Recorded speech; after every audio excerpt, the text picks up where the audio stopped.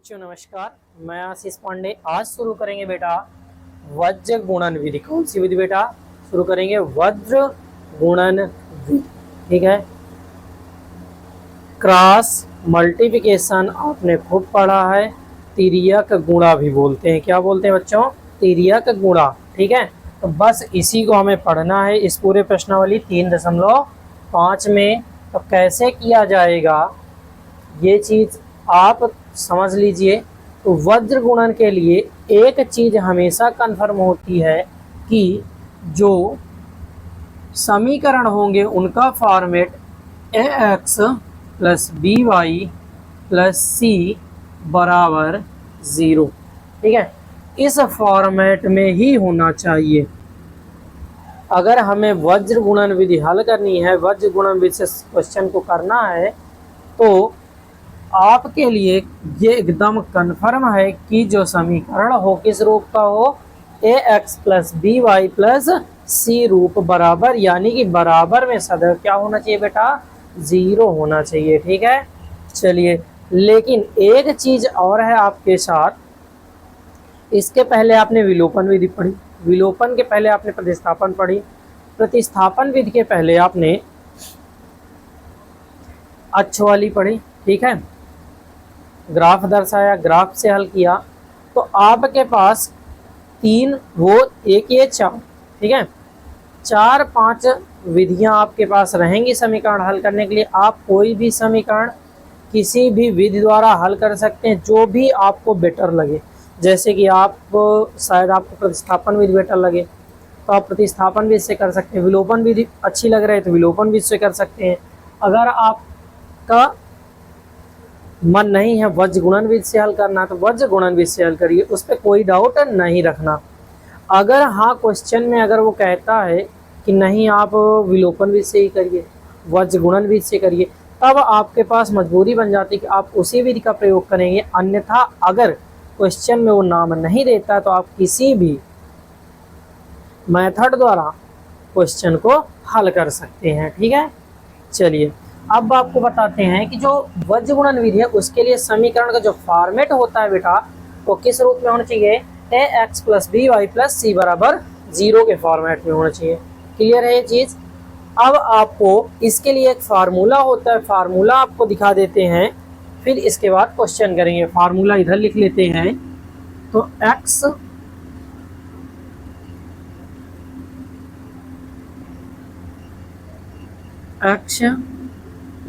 y 1। ठीक है। x के लिए बेटा हम क्या लिखते हैं?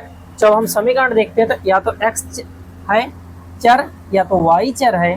ठीक है। बाकी सारे क्या होते हैं? अचर होते हैं। तो चर को हम लिख लेते हैं और अचर को किससे प्रदर्शित किया जाता है? 1 से। किससे प्रदर्शित करते हैं बेटा? 1 से। दिखाई ना दे रहा हो तो अब दिख रहा होगा आप लोगों को। ठीक है। तो 1 से प्रदर्शित करते हैं। अब इसके बाद बेटा इसको करते कैसे हैं? तो आइए देखते हैं। B1 B2। ठीक है। क्या लिखा? B1 B2। इधर लिखेंगे C1 C2। क्या लिखा बेटा? C1 C2। ठीक है। क्लियर है? चलिए, अब इधर Y वाले में A1 A2। क्या लिखा बेटा? A1 A2। फिर से B1 B2। इस प्रकार से आपको लिख लेना है, कोई भी दिक्कत नहीं होगी। अब गुणा करते समय आपको ध्यान रखना है इसका गुणा इसके साथ। ठीक है। और इसका गुणा इसके साथ। फिर से वही काम, इसका गुणा इसके साथ और इसका गुणा इसके साथ, इसका गुणा इसके साथ और इसका गुणा इसके साथ। ठीक है बेटा। इस प्रकार से आपको करना है। इसको आप एकदम कंठस्थ कर लेंगे। ठीक है, जिससे कि आपको सवाल में कोई भी दिक्कत ना हो। तो आइए अब इसका जो फार्मूला बनता है वो आपको दिखा देते हैं। x अपान इसका इसके साथ गुणा क्या होता है? B2 into C1। क्या होता है भैया? सॉरी, यहाँ पे देखिए पहले हम ऐसे जाते हैं। ठीक है। यानी कि हुआ B1 इंटू C2। फिर ऐसे जाते हैं माइनस बीच में, हाँ एक चीज़ कंफर्म रखना कि इन दोनों के बीच में क्या लगती है, माइनस चिन्ह लगता है। क्या लगता है बेटा, माइनस लगता है। और y कहाँ में होता है, y का जो फॉर्मेट होता है वो माइनस में होता है। ठीक है, चलिए B1 C2 माइनस, अब ऐसे जाएंगे तो B2 C1। ठीक है बेटा, बराबर माइनस y अपान, यहाँ से ऐसे जाएंगे पहले, यानी कि C2, पहले कैसे चलते हैं बेटा, ऐसे चलते हैं। ठीक है, यानी कि C1A2 माइनस C2A1। ठीक है, क्लियर है भैया। इस प्रकार से फिर 1 वाला कर लेते हैं, बराबर 1 में क्या होगा, 1 का देख लेते हैं। पहले ऐसे जाएंगे, पहले यही चीज़ कन्फर्म रखना, पहले जब हमें चलना है तो किस फॉर्मेट में चलना है, इस तरीके से। ठीक है, फिर ऐसे चलना है, ऐसे फिर ऐसे, ऐसे फिर ऐसे, इसी प्रकार से आपको चलना है। ठीक है, तो 1 में करेंगे, पहले कैसे जाएंगे, ऐसे, यानी कि A1 B2 माइनस, ऐसे जाएंगे यानी कि A2 B1। इस प्रकार से ये फार्मूला आपका रहेगा। आपको इन दोनों चीज़ों को एकदम कंठस्थ कर लेना है। ठीक है, इन दोनों चीज़ों के बगैर आप वज्र गुणा ना नहीं कर पाएंगे। ये दोनों फार्मूले याद रखना कि इस प्रकार से है फार्मूला, और इसमें से बने हैं ये फार्मूला। मेन यही फार्मूला आपका यूज होगा, ये आपके समझने के लिए होगा। ठीक है, क्लियर बेटा। चलिए अब आपको उदाहरण देते हैं, उदाहरण की सहायता से आपको हल करवाते हैं। ठीक है, फॉर्मेट आप ध्यान रखिए, कौन सा फॉर्मेट होगा, ax plus B Y plus y, यानी कि बराबर में सदैव क्या होना चाहिए बेटा, समीकरण के 0 होना चाहिए। क्या होना चाहिए, 0 होना चाहिए। चलिए अब आपको उदाहरण देते हैं, कोई रैंडम से उदाहरण लेते हैं, किताब के नहीं लेते हैं, तो आपको कुछ समझाते हैं जिससे कि आपको समझ में आए। चलिए, x प्लस 3y बराबर का 6, दूसरा ले लेते हैं, इसी में 2x माइनस 3y बराबर 12। चलिए, ये आपके बेटा समीकरण हो गए। क्या हो गए आपके समीकरण। अब आपको क्या करना है, इस प्रकार से हल करना है। तो आइए, यहाँ पे अगर कुछ नहीं है तो हम क्या मानते हैं बेटा, एक मानते हैं। क्या मानते हैं, एक मानते हैं। अगर ये A1 हुआ, ये A2 हुआ, ये B1 हुआ, ये B2 हुआ, ये C1 हुआ, ये C2 हुआ। ठीक है बेटा, क्लियर है। अब मैंने आपको बताया था कि कभी भी हमें जब वज्र गुणन विधि हल करनी है तो हमें किस फॉर्मेट में होना चाहिए, इस फॉर्मेट में होना चाहिए। नहीं है तो चेंज कर लेते हैं। तो x प्लस 3y माइनस 6 बराबर 0। ठीक है, दूसरा कर लेते हैं 2x माइनस 3y माइनस 12 बराबर 0। इस प्रकार से बेटा जो समीकरण है वो आ चुके हैं। अब इन समीकरणों को ही हल करना है। ये क्या है, A1 है, यहाँ पे एक ये क्या है, B1 है, ये क्या है, C1 है, ये क्या है, A2 है, ये क्या है, B2 है, ये क्या है, C2 है। ठीक है, क्लियर है बेटा। तो इस प्रकार से आपको हल करना है। अब इस चीज़ को आप ध्यान रखिएगा, मैं आपको बताता हूँ। ठीक है, इसमें अगर हम x और y करेंगे तो क्या होगा, x अपान, ठीक है, x अपान जो भी दिया है उसको हम रख लेते हैं। तो x अपान क्या है बेटा, b1 की वैल्यू कितनी है, यहाँ से चाहे आप निकाल भी सकते हैं। आपके पास देखिए सारी चीज़ें दे दी गई हैं, डायरेक्ट आप क्या रखिए, सूत्र रखिए और क्वेश्चन को हल कर दीजिए। तो x के नीचे क्या रहता है, b1 की वैल्यू क्या है बेटा, 3 है। क्या है, 3 है। क्या है, 3 है। ठीक है,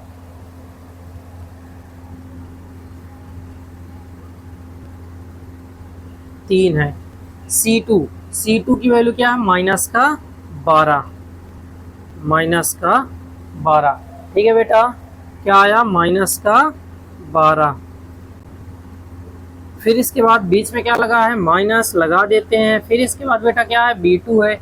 B2 की वैल्यू कितनी है, -3। फिर इसके बाद बेटा क्या है, C1 है। C1 की वैल्यू कितनी है, -6 बराबर -y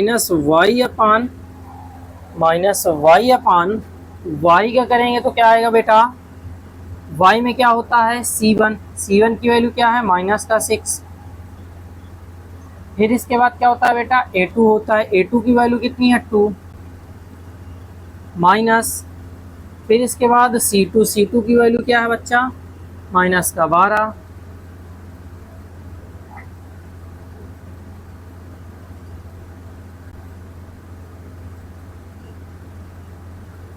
फिर इसके बाद बेटा क्या है, A1 की वैल्यू क्या है, 1 बराबर 1 का रख लेते हैं। 1 में क्या है, A1 इंटू B2। A1 की वैल्यू 1 इंटू B2 यानी B2 की value -3 minus A2 into B1। A2 की वैल्यू कितनी है बच्चा, A2 की वैल्यू है 2 और B1 की वैल्यू है 3। इस प्रकार से हो जाएगा बेटा, कोई दिक्कत है? आपको बस इस फॉर्मेट को एकदम ज़बरदस्त तरीके से समझना है। ये चीज़ अगर आपको समझ में आ गई तो आपका कोई भी क्वेश्चन गलत नहीं होगा। मेन यही है, इसके बाद कुछ नहीं है, ठीक है। अगर ये आपको समझ में आ गया तो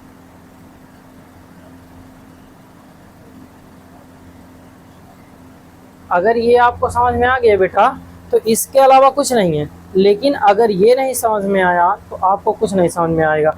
मेन इसका जो वज्र गुणन विधि का मेन टॉपिक है कि क्या आपको समझना है, तो समझने वाली चीज़ इतनी ही है कि इसमें गलती ना करें, इसके बाद कुछ नहीं है, ठीक है।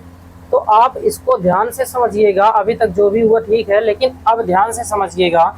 तो चलिए अब इसको हल करते हैं। तो x बटे 12 बार 36 प्लस माइनस का गुणा क्या होता है बेटा, माइनस होता है। ये माइनस है, ठीक है, माइनस माइनस प्लस, ठीक है। माइनस माइनस का क्या होता है, प्लस, और प्लस माइनस का माइनस ही आएगा।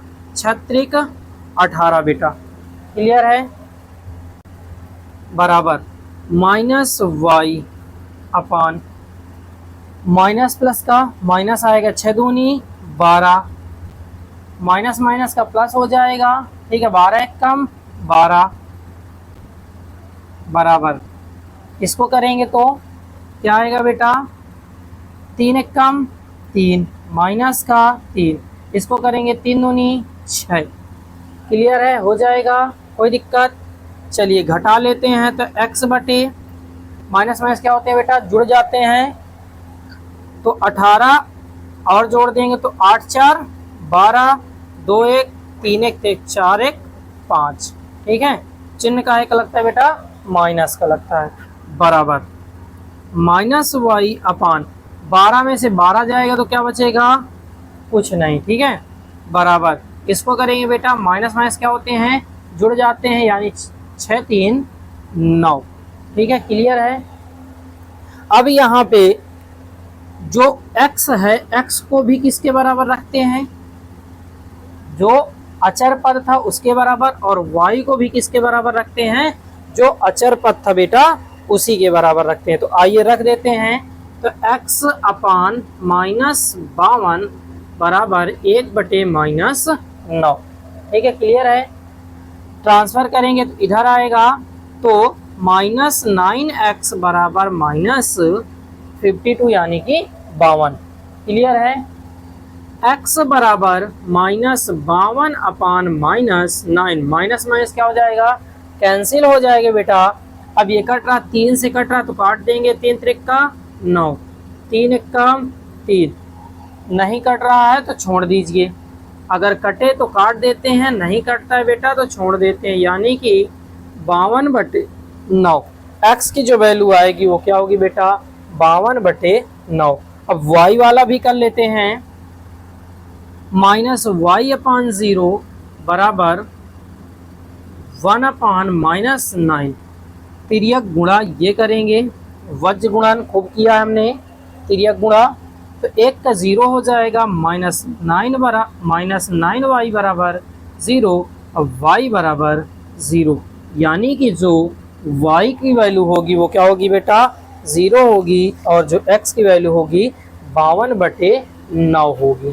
क्लियर है। सेम प्रकार से आपको सवालों को हल करना है, कोई ज़्यादा बड़ी बात नहीं है, बस आपको ध्यान कहाँ पे रखना है सबसे ज़्यादा, इतने में। ठीक है, अगर ये आपका हो गया तो फिर आपके सवाल गलत नहीं हो सकते हैं। क्लियर है।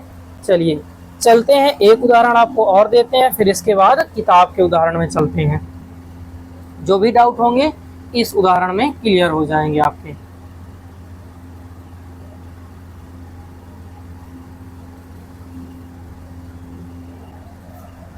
चलिए अगला उदाहरण है बेटा 2x + 3y बराबर का 9। दूसरा है x + 2y बराबर का 4। ठीक है बेटा, इस प्रकार से दो समीकरण हैं, तो इन समीकरणों को हमें क्या करना होता है बेटा, सबसे पहले इस फॉर्मेट में हमें बनाना है, तो बना लेते हैं। तो 2x + का 3y - का 9 बराबर 0, इसको भी बना लेते हैं, तो x + 2y - 4 बराबर 0। क्लियर है बेटा, हो जाएगा। चलिए अब इसके बाद फिर से वही कार्यक्रम, ये क्या है a1, ये क्या है b1, ये क्या है c1, ये यहाँ पे कुछ नहीं, तो यानी कि एक ये क्या है a2, ये क्या है b2, ये क्या है c2। ठीक है, क्लियर है, कर लेंगे। चलिए रखना शुरू करते हैं। जो हमारा फार्मूला है x अपान क्या होता है b1 × c2। b1 क्या है बेटा, b1, ठीक है, b1 की वैल्यू क्या है 3। फिर क्या होता है c2 होता है, c2 की वैल्यू क्या है -4, बीच में क्या लगता है माइनस। फिर इसके बाद क्या आता है b2 × c1। b2 कहाँ पे है बेटा, ये है b2 × c1। ठीक है, या कभी भी आप करिएगा तो एक चीज क्लियर कर लीजिए कि जब आप x का करेंगे तो x पक्ष नहीं रखेंगे। क्लियर है, x में x पक्ष नहीं रखेंगे, आपको y और इनका करना है। ठीक है, और जब x पक्ष के लिए करेंगे, जब y के लिए करेंगे तो x नहीं रखेंगे, सॉरी, जब x का करेंगे तो x का गुणांक नहीं रखेंगे, और जब y का करेंगे तो y के गुणांक नहीं रखेंगे, और जब अचर का करेंगे तो अचर के गुणांक नहीं रखे जाएंगे। ठीक है, क्लियर है। चलिए यहाँ पे देखिए, तो b2 की वैल्यू क्या है 2 कर लेते हैं, इंटू c1 की वैल्यू कितनी है -9। क्लियर है, बराबर -y अपान इसको करेंगे तो क्या होता है c1, कहाँ पे है c1, ये है -9। इसके साथ क्या होता है a2 होता है, a2 की वैल्यू क्या है 1 है, तो कर लेते हैं माइनस। फिर इसके बाद क्या होता है c2 होता है, c2 की वैल्यू क्या है बेटा -4। फिर इसके बाद c2 के साथ क्या जुड़ेगा a1 की वैल्यू क्या है 2 है। क्लियर है बेटा। फिर अचर पद वाले का कर लेते हैं। अचर पद में a1 × b2, a1 की वैल्यू क्या है, a1 की वैल्यू 2 है, तो 2 × b2 की वैल्यू क्या है बेटा 2 है, तो 2। फिर इसके बाद क्या होता है माइनस, फिर a2 × b1, a2 की वैल्यू कितनी है 1, b1 की वैल्यू क्या है 3। क्लियर है बेटा। इस प्रकार से इसको आप ध्यान से, जितना हो सके ध्यान से करने की कोशिश करिएगा, कोई बड़ी बात नहीं, आप कर लेंगे। चलिए अब इसको जोड़ते घटाते हैं। 4 तिहाई 12 प्लस माइनस का माइनस, 9 दून 18, ठीक है, दोनों 18 और माइनस क्या हुआ प्लस हुआ बेटा, बराबर -y अपान कर लेते हैं। 9 एक कम 9, माइनस का क्या होगा प्लस, 4 दूनी 8 बराबर 1/2 दूनी 4, 3 एक कम 3। क्लियर है बेटा, हो जाएगा। फिर वही कार्यक्रम कि x का किसके बराबर करना है, अचर पद के, और इसको भी किसके बराबर करना है, अचर पद के।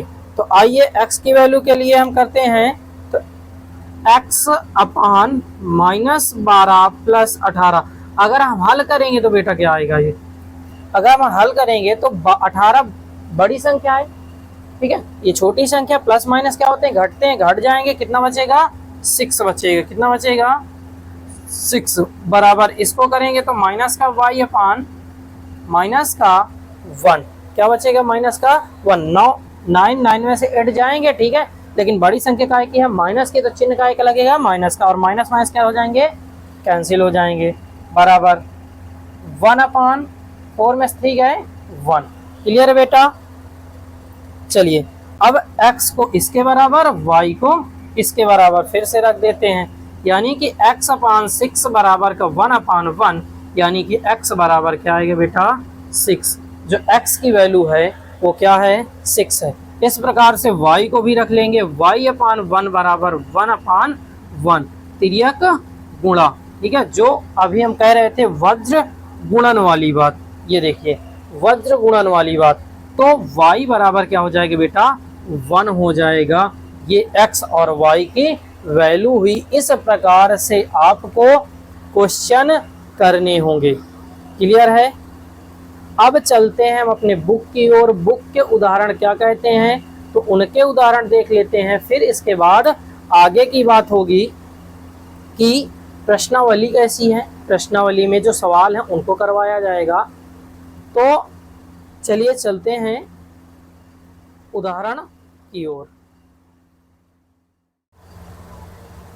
बेटा आपका जो उदाहरण है, उदाहरण नंबर पहला इस प्रश्नावली से संबंधित, तो उदाहरण थोड़ा बड़ा है तो लिखने में टाइम लगेगा। टाइम वेस्टिंग ना करते हुए सीधे आपको पढ़ के बताते हैं, और आपके पास बुक आई है तो आप बुक से देख लीजिएगा, ठीक है। चलिए आपको पढ़ के हम बताते जाते हैं, आप अपने बुक में देखते जाइए। कह रहा है कि बेंगलोर के एक बस स्टैंड से, कहाँ से, बेंगलोर के एक बस स्टैंड से 2 टिकट अगर मल्लेश्वर के लिए और 3 टिकट यशवंतपुर के खरीदे जाते हैं तो कुल लागत है 46 रुपये। कितना लगता है बेटा, 46 रुपये। 2 टिकट कहाँ के लिए, मल्लेश्वर के लिए, और 3 टिकट यशवंतपुर के लिए, तो टोटल कितने रुपए देना पड़ता है, 46 रुपये। लेकिन अगर हम 3 टिकट मल्लेश्वर और 5 टिकट यशवंतपुर के लिए लेते हैं तो कुल लागत है 74 रुपये। कितने रुपए है बेटा, 74 रुपये। तो बस स्टैंड से मल्लेश्वर का किराया और यशवंतपुर के किराया बताना है हमको, ठीक है। चलिए एक है, अब मैं आपको अपनी भाषा में बताता हूँ।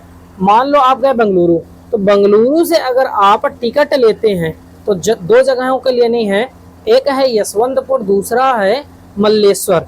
अगर आप मल्लेश्वर की 2 टिकट लेते हैं, ठीक है, मल्लेश्वर कितनी टिकट लेते हैं, 2 टिकट, और 3 टिकट यशवंतपुर की लेते हैं तो आपको 46 रुपये देने पड़ते हैं। कितने रुपए देने पड़ते हैं बेटा, 46 रुपये। लेकिन अगर आप 3 टिकट मल्लेश्वर की और 5 टिकट यशवंतपुर की लेते हैं तो आपको 74 रुपये देने पड़ते हैं। तो बेंगलुरु से मल्लेश्वर का किराया कितना है और बेंगलुरु से यशवंतपुर का किराया कितना है, ये आपको बताना है। तो आइए शुरू करते हैं बेटा, कोई दिक्कत नहीं हमारे लिए है, सब छोटी मोटी बातें होती है। माना मल्लेश्वर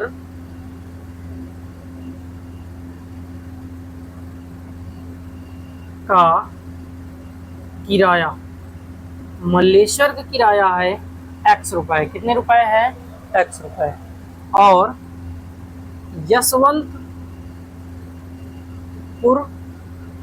यशवंतपुरम का किराया y रुपए। कितने रुपए है बेटा, y रुपए, ठीक है। अब जो हमें कहा है उसके आधार पर हल कर लेते हैं कि अगर हम 2 टिकट लेते हैं कहाँ के, मल्लेश्वर, यानी कि 2x, एक टिकट है x रुपए का तो 2 टिकट 2x रुपए के होंगे। फिर कह रहा है कि यशवंतपुर के हम कितने लेते हैं, 3 टिकट, एक टिकट y का तो 3 टिकट 3y के मल्टीप्लाई होगा, बराबर कितने रुपए देने पड़ते हैं? 46 रुपए। कितने रुपए देने पड़ते हैं? 46 रुपए। ठीक है, अब इसको हम सही कर लेंगे तो 2x प्लस का 3y माइनस का 46 बराबर का 0, ये हो जाएगा। एक समीकरण हमारा कंप्लीट हो गया। ठीक है, दूसरे में क्या बोला है कि अगर हम कितने टिकट लेते हैं? 3 टिकट लेते हैं। कहाँ के? मल्लेश्वर के। एक टिकट x का तो 3 टिकट 3x के, प्लस 5 टिकट यशवंतपुर के लेते हैं। एक टिकट है y रुपए का तो 5 टिकट 5y के हो जाएंगे। कितने रुपए देने पड़ते हैं? 74 रुपए। सही करेंगे यानी कि जो फॉर्मेट है इस रूप में लाएंगे तो 3x प्लस का 5y माइनस का 74 इक्वल टू 0, ये हो जाएगा बेटा। ये हमारा आ गया सेकंड समीकरण। कौन सा समीकरण हो गया हमारा? सेकंड समीकरण। चलिए, तो इसमें क्या ढूंढते हैं? हमें क्या ढूंढना है? तो a और b, ये क्या है? a1 ये क्या है? b1 ये क्या है? c1 ये क्या है? a2 ये क्या है? b2 ये क्या है? c2। क्लियर है? बार बार लिखने की कोई जरूरत नहीं, फार्मूला आप देख लीजिएगा, कर लीजिएगा। चलिए, अब जो फार्मूला आ गया, फार्मूले के आधार पर रखना शुरू कर देते हैं। तो x अपान बेटा क्या होता है? तो x अपान होता है b1 अपान c2 पहले होता है। तो b1 कहाँ पे है? ये है। b1 की वैल्यू प्लस का 3, कोई दिक्कत नहीं। फिर c2 की वैल्यू क्या है? माइनस का 74। बीच में क्या होता है? माइनस लगा दिया। फिर इसके बाद बेटा क्या होता है? b2 into c1। b2 की वैल्यू क्या है? 5। c1 की वैल्यू क्या है? 46। काहे की है? -46 है। ठीक है, बराबर y की वैल्यू रखते हैं बेटा। y की वैल्यू क्या है? y में देखिए तो y में क्या होता है? c1 इंटू a2 होता है। क्या होता है? c1 into a2। c1 -46 into a2 क्या होता है? a2 की वैल्यू क्या है? 3 है। बीच में माइनस, ठीक है, ऊपर y पे माइनस रहता है। इस पे क्या होता है? c2 into a1। ठीक है, तो c2 की वैल्यू क्या है बेटा? -74। a1 की वैल्यू है 2। फिर इसके बाद 1 लिख लेते हैं बेटा। 1 का क्या होगा? तो 1 में देखते हैं तो 1 में क्या होता है? a1 into b2। a1 की वैल्यू 2, b2 की वैल्यू 5, बीच में माइनस।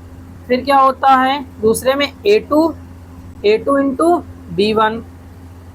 a2 की वैल्यू 3 इंटू b1 की वैल्यू 3 बेटा। क्लियर है? अब इसको हल करते हैं तो x अपान 74 का गुणा करेंगे कितने में? 3 में, तो कितना आएगा? 74 गुणे 3, 3 चौक 12, 7 त्रिक 21, 1 22, यानी कि -222। ठीक है, माइनस माइनस क्या होगा? प्लस होगा। 5 का गुणा 46 में कर लेते हैं। 5 छक्का 30, 4 पंचे 20, 20 3 23, 230। क्लियर है? चलिए, अब बेटा आगे देखते हैं। बराबर y वाले में इस प्रकार से करेंगे, -y अपान 46 का गुणा 3 में, 3 18, 4 3 12, 12 1 13, प्लस माइनस का minus, plus minus sorry minus minus plus. 74 का गुणा 2 में करेंगे, 2 4 दूनी 8, 7 दून 14। क्लियर है बेटा? इस प्रकार से चलिए इसको कर लेते हैं 1 वाला। 5 दूनी 10, 3 त्रिका 9। क्लियर है बेटा? कोई दिक्कत? चलिए अब इसको घटाते हैं बेटा, तो क्या आएगा? x घटाएंगे तो कितना आएगा? 8। का एक संख्या बड़ी है प्लस की, तो काहे का चिन्ह आएगा? प्लस का आएगा। ठीक है, माइनस का चिन्ह नहीं लगाया जाएगा। बराबर माइनस वाई अपान इसमें करेंगे बेटा तो क्या आएगा, घटाएंगे तो क्या आएगा 10 आएगा। क्या आएगा 10। काय की संख्या बड़ी प्लस की तो चिन्ह काय का लगेगा प्लस का, बराबर 1 अपान 10 में से 9 गए 1। ठीक है, अब जो काम करते हैं बेटा इसका इसके साथ और इसका भी इसके साथ इस प्रकार से करते हैं तो क्या आता है, तो x अपान एट बराबर x अपान एट बराबर 1 अपान 1। क्या आएगा 1 अपान 1, यानी कि x बराबर क्या आएगा बेटा, x बराबर आएगा 8। क्या आएगा बेटा, x बराबर आएगा 8। इस प्रकार से y क्या आएगा, y अपान 10 बराबर 1 अपान 1, फिर यह गुणा हो जाएगा यानी कि y बराबर बेटा हो जाएगा 10। कितना आ जाएगा 10। ठीक है, तो x की वैल्यू क्या है 10 है, यानी कि मल्लेश्वर का किराया कितना है, मल्लेश्वर की किराया है 8 रुपये और यशवंतपुर का किराया है 10 रुपये बेटा। कितना है 10 रुपये है। क्लियर है, कोई दिक्कत होनी तो नहीं चाहिए आप लोगों को, एकदम क्लियर से सारे आंसर आपके आ जाएंगे। क्लियर है, चलिए अब चलते हैं नेक्स्ट क्वेश्चन की ओर। ये आपका बेटा सेकंड उदाहरण है। क्या कह रहा है, पी के किन मानों के लिए निम्न समीकरणों के युग्म का एक अद्वितीय हल है। 4x प्लस पी वाई बराबर प्लस 8 बराबर 0, 2x प्लस 2y प्लस 2 बराबर 0। ये दो आपके समीकरण है। ठीक है, इन समीकरणों में हमें बताना है कि p जो है p के किस मान के लिए अद्वितीय हल है। ठीक है, तो चलिए शुरू करते हैं। सबसे पहला काम कि जो भी हमारे ये मान है उनको हम रख लेते हैं, जो आप यहीं पे दर्शा सकते हैं, बाहर लिख लेंगे तो ज़्यादा अच्छा रहेगा। तो लिख लेते हैं a1 b1 c1 a2 b2 c2। Clear है, चलिए मान रख लेते हैं जो भी है। क्या मान दिया है, a1 की वैल्यू क्या है 4, इसकी वैल्यू 3, c1 की वैल्यू 8, इसकी वैल्यू 2, इसकी वैल्यू 2, इसकी वैल्यू 2। क्लियर है, चलिए अब बेटा इसके बाद हम जानते हैं कि हमसे क्या पूछा है, किन मानों के लिए निम्न समीकरण युग्म के अद्वितीय हल हैं। ठीक है, अद्वितीय हल, अद्वितीय हल, अद्वितीय हल के लिए क्या होता है, तो हमें पता है a1 अपान a2 बराबर नहीं होता b1 अपान b2 के बेटा। a1 अपान a2 बराबर नहीं होता b1 अपान b2 के, हमने पहले कर चुका है, पहले हमने करके ऐसा देखा है। ठीक है, उस आधार पे हम कह रहे हैं। तो इसके बाद अब मान रख दीजिए आप, मान रख देंगे a1 की वैल्यू क्या है 4 है अपान a2 की वैल्यू क्या है बेटा 2 है, बराबर नहीं है b1 की वैल्यू क्या है, b1 की वैल्यू बेटा p है अपान b2 की वैल्यू क्या है 2 है। ठीक है, जब तिर्यक गुणा होगा तो दो दो क्या हो जाएंगे बेटा, कैंसिल हो जाएंगे, यानी कि p बराबर नहीं है 4 के। ठीक है, p बराबर नहीं है 4 के। ठीक है, जो p की वैल्यू है वो क्या आई है 4, यानी कि अतः 4 को छोड़कर p के सभी मानों के लिए अद्वितीय हल होंगे। ठीक है बेटा, मतलब कि केवल 4 को छोड़ दें, 4 को छोड़कर जो भी आप रखेंगे p के लिए उन सब का एक अद्वितीय हल होगा। कोई दिक्कत नहीं, कितना छोटा सा था आपके पास, लेकिन थोड़ा आपको इरिटेटिंग हो सकती है तो कोई बात नहीं। हाँ बेटा, आज हमने एक बात नहीं की कि आप वीडियो को अपने दोस्तों के पास शेयर करिए।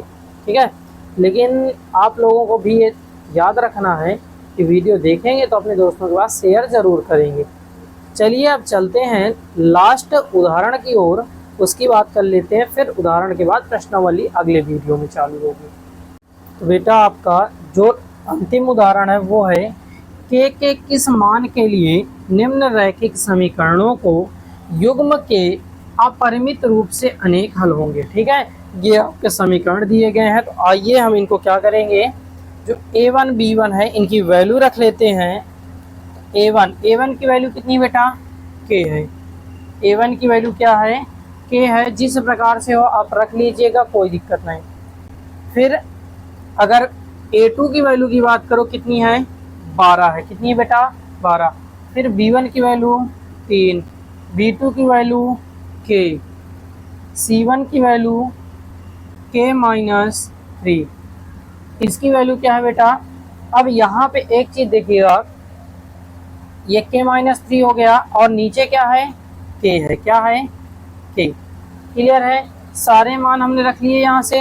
अब हमें क्या करना है, हमसे पूछा गया है रैखिक समीकरणों के युग्म के अपरिमित रूप से अनेक हल हो। ठीक है, चलिए, अपरिमित रूप से अनेक हल के लिए, हल के लिए हमें कौन सा फॉर्मेट फॉलो करना पड़ता है बेटा, तो a1/a2 बराबर है b1/b2 के और बराबर है c1/c2 के। ये फॉर्मेट को हमें फॉलो करना पड़ता है। तो आइए मान रख लेते हैं। तो a1 की वैल्यू क्या है, k/12 बराबर, b1 की वैल्यू क्या है 3/k बराबर k-3/k। क्लियर है, इस प्रकार से होता है। अब जो है कि इसको हम इसके बराबर रखें और इसको इसके बराबर रखें। ठीक है, क्लियर है। तो आइए रख लेते हैं। तो k/12 बराबर, सॉरी, इसको किसके बराबर रखना है, इसके बराबर।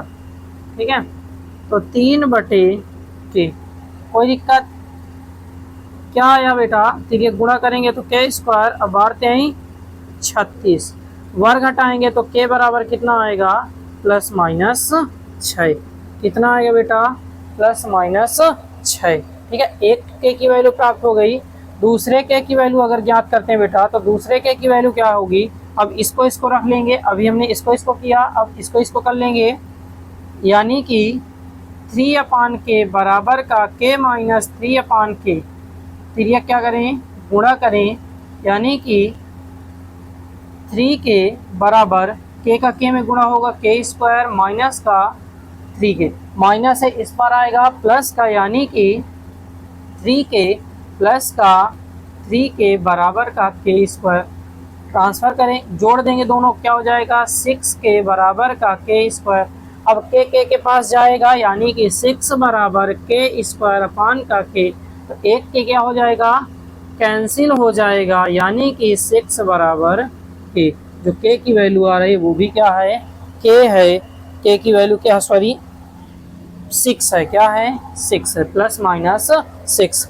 तो इस प्रकार से हमें पता चल गया कि जो k है 6, इस मान के लिए इस समीकरण युग्म के अपरिमित रूप से अनेक हल होंगे बेटा। ठीक है, तो जो वैल्यू है अपरिमित रूप से अनेक हल होने के लिए वो कौन सा मान है, 6 है। कौन सा है बेटा, 6 है। तो आपके उदाहरण समाप्त होते हैं। ये अंतिम उदाहरण था। अब आगे बात की जाएगी अगले वीडियो में प्रश्नावली की, यानी कौन सी प्रश्नावली है, 3.5। बस आपसे एक ही रिक्वेस्ट है कि आप लोग वीडियो को जितना हो सके फैलाते रहिए, क्योंकि आप ही हमारी फैमिली हैं और फैमिली में प्रेम बढ़ता रहना चाहिए। ठीक है, चलिए।